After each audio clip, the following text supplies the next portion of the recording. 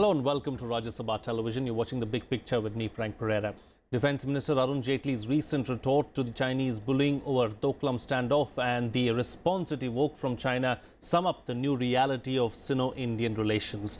Jaitley said India was no longer the India of 1962 and China replied it was also not the China of 1962. Even though both meant something else, the fact is the two countries have come a long way from just being inimical neighbours. Bilateral and global conflict completely changed from 1962. China may be a bigger military and economic power than India, but it can hardly afford a military conflict today. During the past few years, Chinese President Xi Jinping has unleashed a grand propaganda for image makeover of the country. China does not want to be perceived as a bigger, richer and more powerful North Korea. In his first speech to the World Economic Forum at Davos in January, Xi surprised the world by defending economic globalization and speaking against emerging protectionist trends all over the world.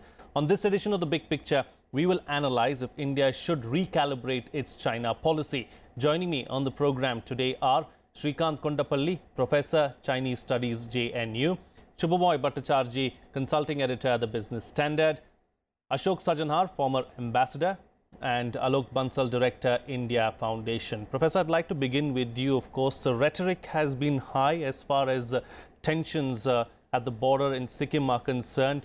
But clearly, both the countries, neither India nor China, want to escalate it any further. Indeed, I think the level of confrontation is at the media level as of now, and also in terms of the Chinese Foreign Ministry statements, including Chinese ambassador statements and the political counselor Li's statement today on YouTube on this issue. On the other side, India had not as much articulated at the Ministry of External Affairs, or except for the one statement that it had issued, or the Ministry of Defense, except again the Chief of Army Staff's visit to Sikkim. So in other words, it remained a war of words rather than actual war on the ground. But the rhetoric remains high as far as the media is concerned. That's right. And also the preparation is relatively higher than compared with the 2013 Depsang plane incident, where 1,000 troops were mobilized, or Tumor incident in 2014 or 2015, September, November, where 200 troops were mobilized. This time it is 3,000 each. So in other words, there is a slightly higher quantitative increase in the presence. However, we have not seen a large-scale mobilization on either side. So that's the positive aspect of this. So it remains contained to the diplomatic media levels. Diplomatic channels, of course, have been a buzz as far as this particular incident is concerned. But Alok Bansal, the issue as such, the Sikkim issue, do you believe that it's going to, what has led to the escalation so far? Because these kind of skirmishes keep happening. It's not new, but it's dealt at the local level. What has led to this? See, the first thing is that this area where this has happened, there has never been any incident like this. So it's a fresh area, it's a new area, and obviously since there was no dispute as far as this was concerned, as far as India was concerned, Chinese had never come in, so we have also reacted. But if you see the media rhetoric, especially in Chinese media for last 3-4 days, it's been at a very, very high level. I think the way the Chinese embassy has gone ahead and gone to the media, has issued statements which have come on YouTube and things like that, it shows that Chinese are raising the ante. And now if that is the case, such minor incidents can become serious. And already, as Professor Srikanth Kondapalli said, the troops mobilization on both sides is fairly high. The second important thing is that the place where this has happened is tactically very, very important. It's a platform where you can virtually move into Indian territory if you actually want to come. Its location is a very, very critical part. And from India's point of view, yielding Chinese an upper hand into that particular area could be catastrophic. So I think it will be resisted. And time, I think, has come for certain amount of diplomatic maneuvers, and I think at a higher level we need to negotiate. Otherwise, such incidents can often spiral out of control, and Sure. that's where I'm a little concerned, because you have large troops mobilization. One wrong step anywhere could lead to aggravation of. Ambassador, how can India leverage China? I mean, what are India's diplomatic tools? You know, Frank, just to give a little bit of a background, meaning of course it is in a manner similar to what the other incidents of this nature have been. But there is a difference here, because earlier all the other instances have been directly between India and China, whether it is Depsang or it is Chumar or the other incidents. This is the first time that you have the involvement of, so to say, a third party, that is Bhutan. And what the Chinese have been questioning is that how is India in a territory which they claim theirs, which Bhutan says is disputed, and India is going there because of its special relationship with Bhutan, and because, as has been mentioned, it has such serious implications as far as our own security and strategic interests, both as far as the Siliguri corridor, the Chicken's Neck, and also the Arunachal Pradesh is concerned. So in that sense, it becomes very, very critical and very, very crucial. Now, I'll say, as far as, responding to your question, well, the diplomatic possibilities have always been available. The doors both in Delhi and in Beijing, in terms of conversation, have always been open. Now, this is true that this is unprecedented. It is this sort of a rhetoric we have not seen earlier. And while you mentioned about Mr. Jaitley's comment, meaning anyone and all of us who would have watched it, would have seen that it really came as an off-the-cuff remark, because he was talking to media and this question was sort of, put in, and he responded. But the response that came from the Chinese side was from the Ministry of Foreign Affairs, and that came after 2 days. That means it was a very well thought and well considered response that they were giving. I think as far as India is concerned, our response has been very mature, very measured. The only statement that we came out was on the 30th of June, where we have recounted what happened, but we also said that we should restore the status quo, because the change of the status quo has very serious adverse implications for our security. Right. So when we are talking about diplomacy, I think what we really need, where we have to see where we are now, and the final end objective is that status quo ante before 16th of June needs to be restored. That is, the Chinese are no longer coming in to construct their road, and the Indian troops are not there, so that both of them pull back. Right. Now the Chinese have said that you withdraw unilaterally because this is our territory, and otherwise if you withdraw in a dignified manner, it's all right. Otherwise you will be humiliated and you will be thrown out. I think this sort of a rhetoric needs to be done away with, and I'm glad that it has not come from our side, because from their side it has been the official media, it has been the Global Times and the People's Daily. From our side, it's been the private channels. But Ministry of External Affairs and Ministry of Defense, they have been quiet, and I think there must be some sort of back channel possibilities that must be getting explored. Back channel dialogue is what is required at this point in time, is what you're suggesting. But Subhomoy Bhattacharya, I'd like to bring you into the picture now. From an economic point of view, let's put Sikkim aside for the time being, and talk about the entire India-China conundrum as such. Do you believe that further escalation of the problem or any kind of tensions between the two countries is the last thing that both nations need from an economic point of view? Right, Frank. I mean, and in fact, very good points that have been made by Mr. Bansal, Mr. Kondapalli, and Mr. Sajjanhar. And I was listening to it very carefully, and that's so. What the question that automatically arises by listening to them is that what is the reason why China is escalating it? It's not for getting a presence in Bhutan, I would say, or any other place. What is happening is a supremacy of economic power. China is very, very wedded to the OBOR, the One Belt, One Road principle, and that is something on which India, having said no to it, has been a bruising development. Now, here you can see what China is doing is that it is going up to India's neighbors, Nepal, Bhutan, one by one, and sort of telling them that you abandon India and come over to our area of influence. Now, that is something we don't know how it will play out. But what's happening is that here there is a quest between the two countries, especially China looks at it, that who is going to hold the right of economic hegemony in Asia and correspondingly across the world.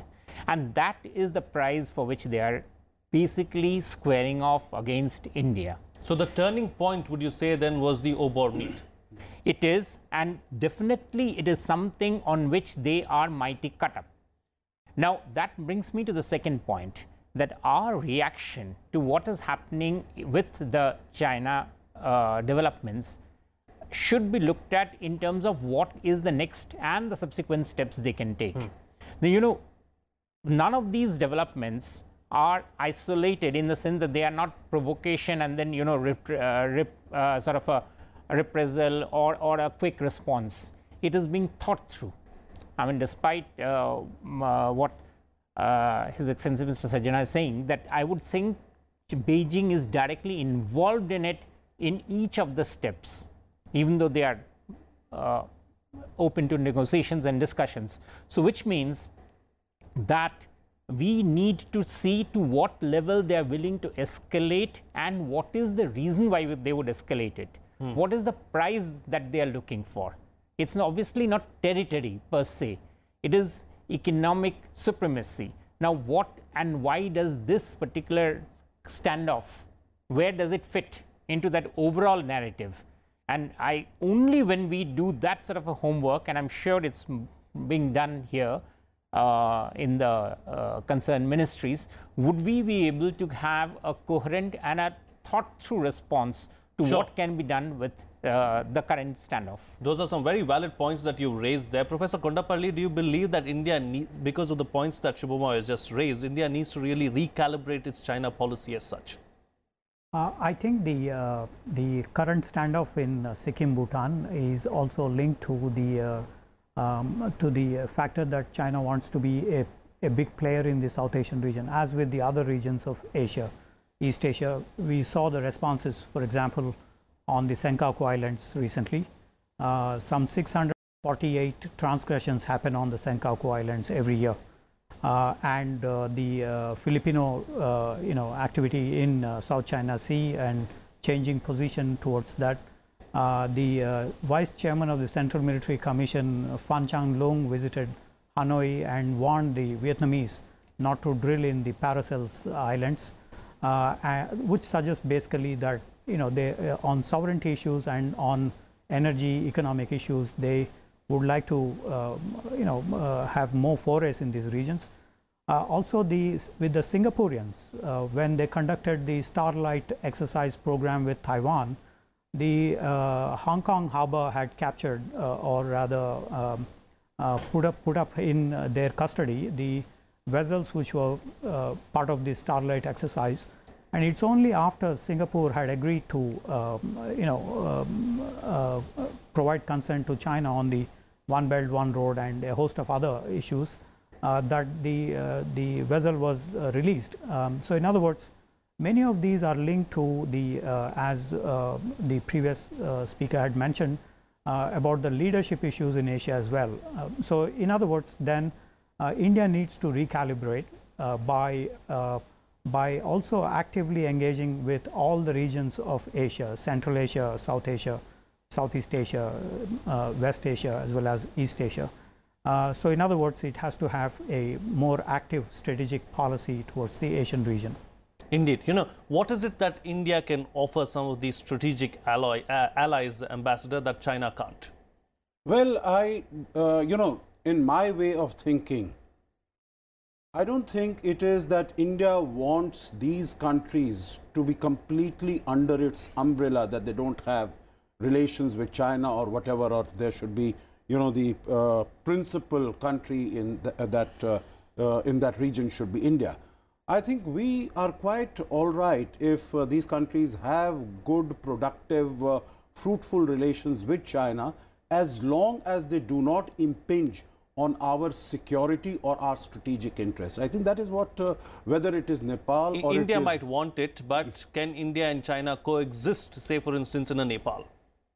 I think there are possibilities, because there are a large number of countries in other areas where you have two big powers, and both of them, you know, it really depends upon that concerned power also as to how it deals with, how it handles these countries. For instance, I'll give you the example of Kazakhstan. Kazakhstan has 7,000-kilometer long boundary with Russia, 1,500 kilometer long boundary with China.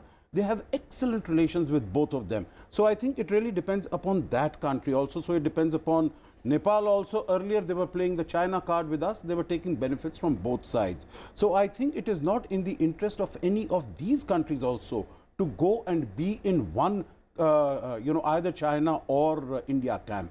And India is not interested in having these countries in your camp, as long as there are productive and fruitful relations with these countries. And that is what we have been trying to engage them now. That, you know, we don't want a complete sort of, you know, monopoly of the relations. But our, you know, for instance, like the nuclear-powered submarine came to Sri Lanka. I mean, those are issues which are of very significant concern for us. And those should be avoided. Those should be taken care of. You know, talking about submarines and talking about joint exercises, Alok Bansal, there is a major joint exercise coming up between India, US and Japan is also joining in the Indian Ocean region. Clearly, that's on the mind of the Chinese, because they have increased their presence in the Indian Ocean region. Of late, we've seen hectic activity from the PLA in the Indian Ocean region. You know, there has been a submarine that has been deployed recently and also several battleships. So clearly, that's on the mind of the Chinese.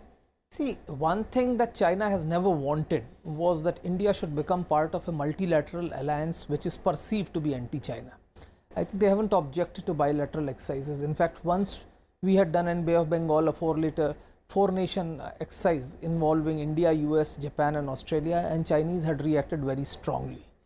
Of late, we have been doing multilateral exercises. This is a recent development where we have been going to East Asia, East China Sea, etc. We have done certain exercises off Japanese coast, etc. And I think this exercise is also being done in Indian Ocean. It does raise hackles in China, because, as I said, China is only concerned about this part, that India should not become part of a multilateral alliance which is perceived to be anti-China.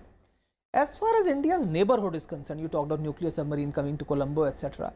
I think let one thing be very clear, that China may be wanting to increase its influence, to use them as a leverage against India. Apart from Pakistan, no other country in the region would want to take a side if tensions increase. And the diktats of geography is that in Nepal, China can never be a substitute for India. Similarly, it can't be in Bhutan. There is no way it can be a substitute for India in Bangladesh or Sri Lanka for that matter. So we have no problems with China's presence there. In fact, I was personally advocating that if China abandons CPEC, it would be worthwhile giving them an access to Kandla port or Mumbai port via Nepal, if they are so desirous of an access to Arabian Sea or something like that. So we have no problems. I don't think so Chinese presence in any of these countries will diminish our influence. And I think to that extent, I would like to, I'm reminded of that statement which former Sri Lankan president had made, Rajapaksa. He said that China is a good friend, but India is a relation. And in South Asian context, relations are for keeps. Friends may come and go. Sure, okay. You know, Subhomoy, of late we've seen several protests taking place in front of the Chinese embassy as well. You know, calls being made to boycott Chinese goods coming to India. I mean, is that even a viable option? Aren't there areas of coexistence between India and China? Sure. I mean, those protests are, you know, token, and they really don't amount to much. It's because, as we are seeing from everybody's comment, India, first of all, India is 1/5 the size of China in terms of the GDP. So we definitely can't do anything much there. Also, the fact remains that India has got a very accommodative stance in terms of the fact that we have been running a trade deficit with China. In fact, talks with China over several years for more access by Indian pharmaceutical companies into China or of software, India has been very accommodative. The interesting thing is that, you know, while it is clear that in Asia, that India and China definitely has lots of things to be proud of, it is also surprisingly the more prickly of the two countries. For instance, recently when India got accolades for being the fastest growing economy in the world, and when not only China reacted very strongly on that, remember India has never reacted on that. Similarly, when India went to USA and had a very strong meeting with President Trump, the Chinese media was quite scathing. Now, Indian media hardly ever comments on why China is being close to, say, Putin or any other geographic, any other leader. So you can see that bristling feeling coming from China, and it basically sort of, to me, it sort of gives a feeling that because those were absolutely one-sided act. I mean, India hadn't said anything particularly for China to get riled or rattled. That China regards the Asian neighborhood as something like it's, you know, like the Monroe Doctrine, its own neighborhood, where it is the supreme leader to which other countries should follow. Now, whether that happens or not, the point is that whenever it sees countries sort of not falling in tow, right, it tries to react. I mean, look at the Malabar exercise. In the Malabar exercise, not only, it's not just this, I mean, the very interesting thing that you brought up, but over the years, especially from the time that USA has started sending its aircraft carriers to be part of the exercise, Chinese subs and frigates actually follow the exercise. They make their presence there, and they make it clear that they do look at this as something very, very unwelcome development in a patch of water which they consider their own. Indeed. You know, Professor, Xi Jinping and Prime Minister Modi are to meet on the sidelines of the G20 summit. Do you believe that all these issues that have been taking place on the border are going to have any bearing on the meeting as such? Well, if you remember the 2014 September,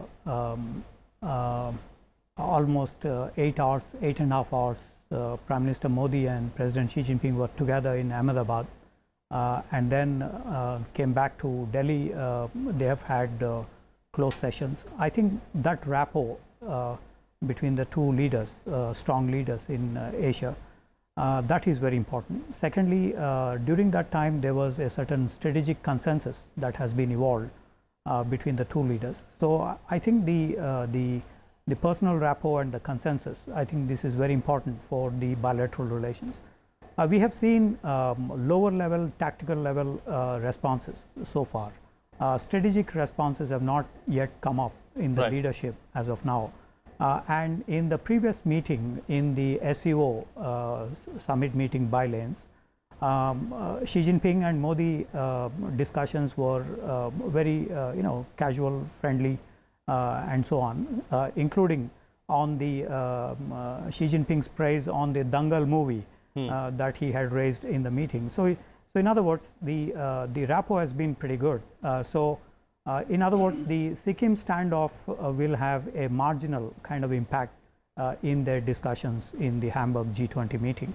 Sure. Having said that, there is also Sikkim standoff, Sikkim-Bhutan standoff also had a certain series of events attached to it, and Masood Azhar case, the NSG case, so on. I've been CPEC case in the One Belt One Road summit meeting, and the investments raised in that project. I think there are these series of events that have been combined along with the Sikkim-Bhutan standoff.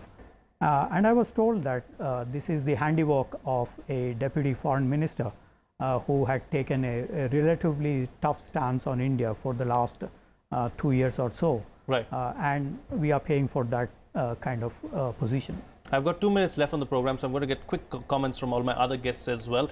You know, Alok Bansal, the Prime Minister has been criticized by the opposition parties in India for not taking up, contentious issues with his counterparts abroad. Do you believe that some of these contentious issues will be raised? I think this issue, they would try to resolve it, but no contentious issues, I think, should be raised. And as Professor Kondapalli said, I think the Sikkim-Bhutan standoff should not be seen in isolation. This has been a series of events, NSG, Masood Azhar, Dalai Lama's visit to Arunachal, and then now. The recent statement which has come out from Chinese office saying that they would reconsider their opinion about status of Sikkim and Bhutan is even more crucial, because if this sort of stance goes on, I think there is no end to it, because India could also reconsider its stance on a lot of other territories, maybe Tibet or even Taiwan for that matter. Sure. So there are a lot of issues. While China is a bigger economy, and I have no doubts about it, but I don't think so there are any imports from China which are critical for India. It may raise the cost for Indian economy, but India is not dependent on them. Okay. Please understand, Chinese economy is far more globalized, and if a big chunk of markets are denied to it, it would probably suffer more in longer term. All right. You know, Ambassador, the visit to Israel is also on the minds of the Chinese. They're closely watching everything that's happening in Israel. Is that going to have any kind of bearing with the relationship between India and China? I think it adds one more layer of discomfort as far as China is concerned. But if you permit, you know, one or two comments that have been made very quickly. I'm running out of time. Very quickly, you know, I think the rapport that was established in September 2014 has been fraying at the edges as far as the two leaders are concerned. Because when Mr. Modi went to China in 2015, he got a good welcome. But a month before that, Xi Jinping had gone to Pakistan and declared the CPEC. And I think that is when the mind of the Chinese was made. Right. Last year, when Mr. Modi and Xi Jinping met in Tashkent at the SCO, you know, I think that must still be rankling in the minds of the Prime Minister, that he told him about NSG. And Mr. Xi Jinping just waved it away. Fair enough. Today, you know, in Astana when they met, I think there was an attempt to bring geniality and cordiality. Right. But this has again muddied the this waters. short. Running out of time completely. Quick closing comment from you, Subhomoy. Well, the meeting between Mr. Xi Jinping and Mr. Modi has been called off. China's media has just reported saying the conditions are not right for this meeting to be held, and they will reconsider a fresh meeting. Okay, fine. On that note, then we'll call it a wrap on this edition of The Big Picture. I'd like to thank all my guests for joining me on the program and putting things into perspective for us. That's all the time we have today. See you again next time.